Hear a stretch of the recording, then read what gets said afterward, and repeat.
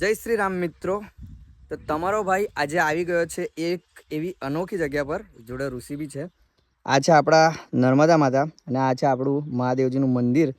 તો આ મહાદેવજીનું મંદિર એક એવી અનોખી ને મસ્ત જગ્યા પર આવેલું છે ને આ મંદિરનું નામ છે પંચ પાંડવ મહાદેવ મંદિર નર્મદા ઘાટ. તો અહીંયાનું ખાલી તમે એકવાર વ્યૂ ચેક કરી લો, પછી મેં તમને મંદિર બતાવી દઉં છું. આ છે આપણા માં નર્મદા અને એક્ઝેક્ટ બાજુમાં આવેલા છે મહાદેવજીનું મંદિર. પણ અંદર જવાની શક્યતા નથી આપણાથી, કેમ કે તમે જોઈ લો અહીંયા સુધી છેક પાણી છે અને આની અંદર નીચે આવેલું છે મહાદેવજીનું મંદિર, પણ આપણાથી જવાય એવું છે નથી.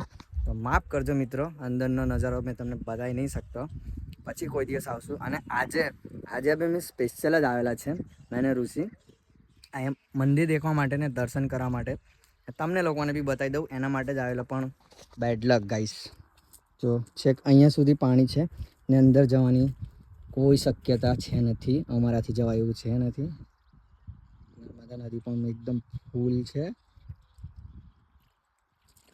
હર હર મહાદેવ.